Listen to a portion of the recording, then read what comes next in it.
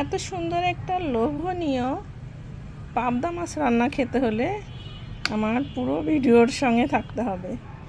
দেখেন, যারা পাবদা মাছ পছন্দ করেন না তাদের জন্য আমার এই রেসিপিটা। পাবদা মাছ এভাবে রান্না করে খেলে আশা করি আপনারও কাছেও ভালো লাগবে। এটা যে হ্যাচারির পাবদা মাছ এটা বোঝাই যায় না। আর এখনকার দিনে তো হ্যাচারির পাবদা ছাড়া পাওয়াই যায় না। আমাদের যুগে ভুল হবে, আমাদের শাশুড়িদের যুগে তারা বাজার থেকে বড় বড় সাইজের পাবদা মাছ নিয়ে আসতো। সেটা এত বড় ছিল না, কিন্তু এর থেকে ছোট ছিল। কিন্তু পাবদা মাছগুলো দেশি এবং খেতেও কিন্তু খুবই ভালো লাগতো। আর আমাদের এখনকার যুগের এই পাবদা মাছগুলো খেতে কিন্তু একটুও ভালো না। এই পাবদা মাছটা যেহেতু হ্যাচারিতে চাষ হয় সেজন্য অতটা ভালো লাগে না। এই জন্য এইভাবে পাবদা মাছটা রান্না করে খেলে আপনি বুঝতেই পারবেন না যে এটা পাবদা মাছ নাকি অন্য কিছু। চলুন আমরা এবার পুরো ভিডিওর সঙ্গে থাকি। আজ আমি পাবদা মাছ রান্না করব। তার জন্য এখানে মশলা নিয়েছি। একটু ঝাল ঝাল করেই খেতে হবে, যেহেতু পাবদা মাছ চাষের পাবদা হ্যাচারির, এজন্য একটু ঝাল না হলে চলেই না। এজন্য আমি বেশ কিছুটা ঝাল দিয়েছি। আর এখানে দিয়েছি 4টা কাজু বাদাম, সরিষা, আর দিয়েছি অল্প একটু ধনিয়া, জিরা, আর রসুনটা কুচি করে নিয়েছি। এখানে দিয়েছি একটা এলাচ, 2টো লবঙ্গ, দারচিনি কিছুটা। এবার আমি এই মশলাগুলো সব ব্লেন্ডার করে নেব। শিলপাটাতে বাটার সময় কোথায়, এত সময় আমাদের এখন নেই, তাই আমি এগুলো সব একত্রে করে এবার ব্লেন্ড করে নেব। চলুন এবার একটা ব্লেন্ডারে দিয়ে 2টো ঘুরলি মেরে নিয়ে চলে আসি। এবার ব্লেন্ডারের ভিতরে আমি সব মশলাগুলো দিয়ে দিয়েছি। এবার কিছুটা পেঁয়াজ কুচি দেবো। আমাদের ইদানিং যুগের বউদের শিলপাটাতে বাটার সময় কোথায়, আমরা এখন ধরব, নিয়ে যেয়ে ব্লেন্ডারে ঢুকিয়ে ব্লেন্ড করে নিয়ে আসব। মশলাটা কত সুন্দর গ্রেভি হয়েছে।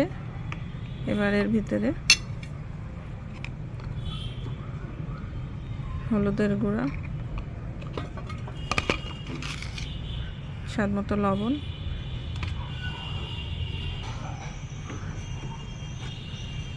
আর বেশ খানিকটা সরিষার তেল দিয়ে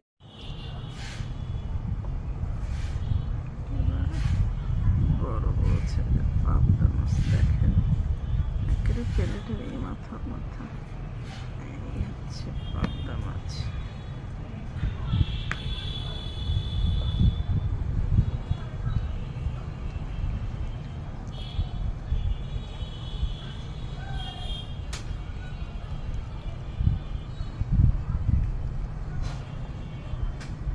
অফ করো, দেখতেছো না, ক্যান্সেল করো।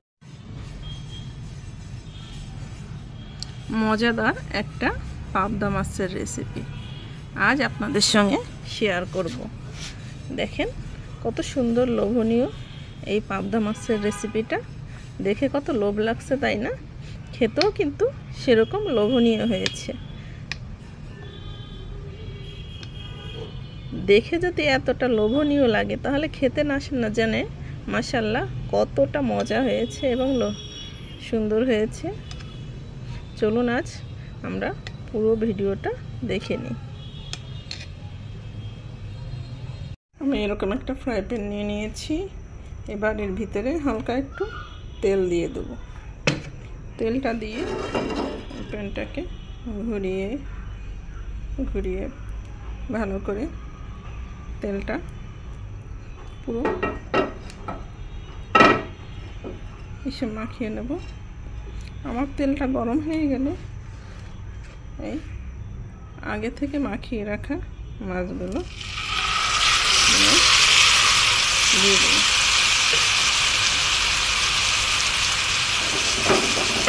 দিয়ে কিন্তু আমি এটা জালটা কমিয়ে দেবো। অবশ্যই এটা লো হিটে রান্না করতে হবে, কারণ আমি এখানে কোনো পানি ব্যবহার করব না। এই জন্য আমি জালটা কমিয়ে দিয়ে লো হিটে এটাকে পুরা করে ভুনা করে নেব। এবার মাছটাকে ফ্রাই প্যানের ভিতরে দিয়ে জালটা কমিয়ে দিয়েছি। এবার এটাকে একটা ঢাকনা দিয়ে 10 মিনিটের জন্য রেখে দেব। 10 মিনিট পরে এসে ঢাকনা উঁচু করে মাছটাকে উল্টিয়ে পাল্টিয়ে দেব। পাবদা মাছ যেহেতু নরম মাছ, এটা সিদ্ধ হইতে কিন্তু সময় লাগবে না। তার জন্য আমি এখানে কোনো পানি ব্যবহার করব না। মশলায় যে পানি, এই পানিতেই মাছটা আমার রান্না হয়ে যাবে। এজন্য একটু উল্টিয়ে পাল্টিয়ে দেব মাছটাকে।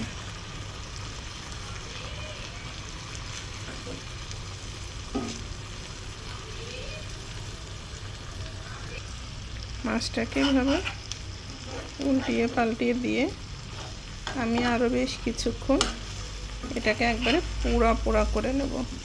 যত সময় পর্যন্ত তেল না উঠে আসছে তত সময় পর্যন্ত এটাকে আমি রান্না করে নেব।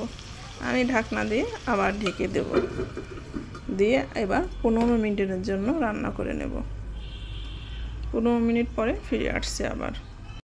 এবার মাছটাকে আমি আবার একটু উল্টিয়ে পাল্টিয়ে ভেজে নেব। এবার কিন্তু 15 মিনিট পরেই আমি মাছটাকে আবার উল্টিয়ে দিচ্ছি। এই সময় কিন্তু আমার জালটা, চুলার জালটা একবারে মিডিয়াম লোতে ছিল। এভাবেই কিন্তু মাছটাকে রান্না করে নিলে খেতে খুবই ভালো লাগে। আর এটা যে চাষের পাবদা মাছ, আপনি এটা বুঝতেই পারবেন না।